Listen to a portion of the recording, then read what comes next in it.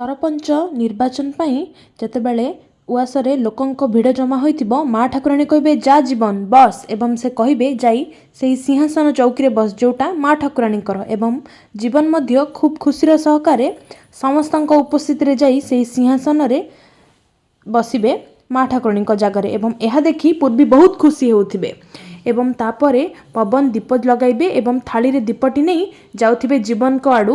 ସେତିକି ବେଳେ ଜାଣିଶୁଣି ପୂର୍ବୀ ପବନଙ୍କ ପାଖକୁ ଯିବେ ଏବଂ ତାକୁ ଧକ୍କା ମାରିବେ, ଯାଦ୍ୱାରା କି ଦୀପଟି ଯାଇ ଜୀବନଙ୍କ ଗୋଡ଼ ପାଖ ସେହି ସିଂହାସନରେ ପଡ଼ିବ ଏବଂ ପୂର୍ବୀ ମନେ ମନେ ଖୁସି ହେଉଥିବେ ଯେ ତାଙ୍କ ପ୍ଲାନ୍ ସକ୍ସେସଫୁଲ୍ ହେବ ଜୀବନକୁ ମାରିବାରେ।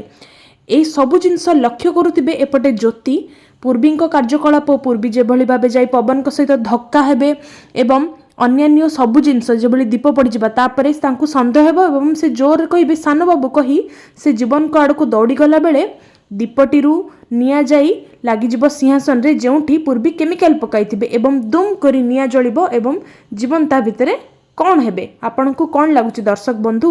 ଏଇ ଯେ ନିଆଁର ପ୍ରକୋପରେ ଜୀବନ ଜଳିଯିବେ, ଜ୍ୟୋତି କ'ଣ ତାଙ୍କୁ ରକ୍ଷା କରିପାରିବେ ନା ଜ୍ୟୋତି ହାରିଯିବେ?